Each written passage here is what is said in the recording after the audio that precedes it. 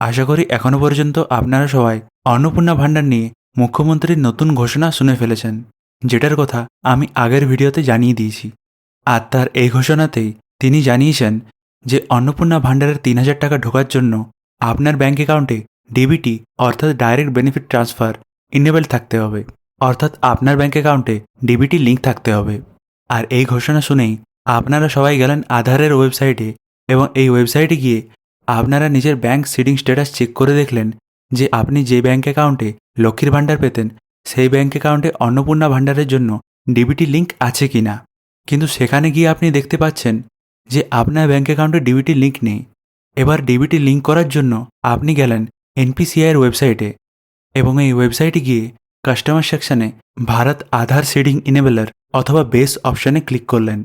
আর click করা মাত্রই আপনার সামনে এই একটা রোবটের ইমেজ এসে গেল আর লেখা আছে 500, মানে এটা একটা সার্ভার এরর।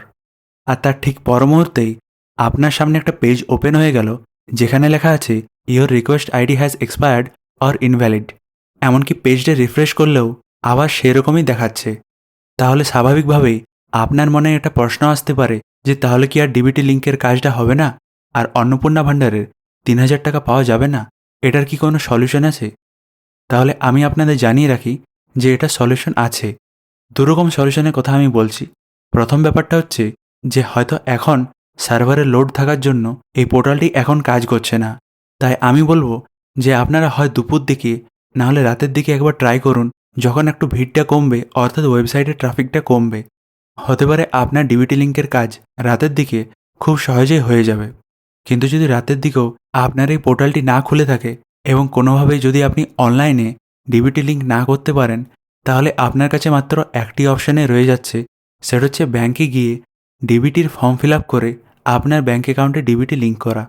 কিন্তু আমি আবার বলবো যে এনপিসিআইয়ের ওয়েবসাইট থেকেই আপনার ব্যাঙ্ক অ্যাকাউন্টে ডিবিটি লিঙ্কের কাজটা হয়ে যাবে। কারণ আমার ক্ষেত্রে আমি যখন বাংলার যুবসাথীর জন্য ডিবিটি লিঙ্কের কাজটা করেছিলাম তখন কিন্তু আমার খুব সহজেই কাজটা হয়ে গিয়েছিল।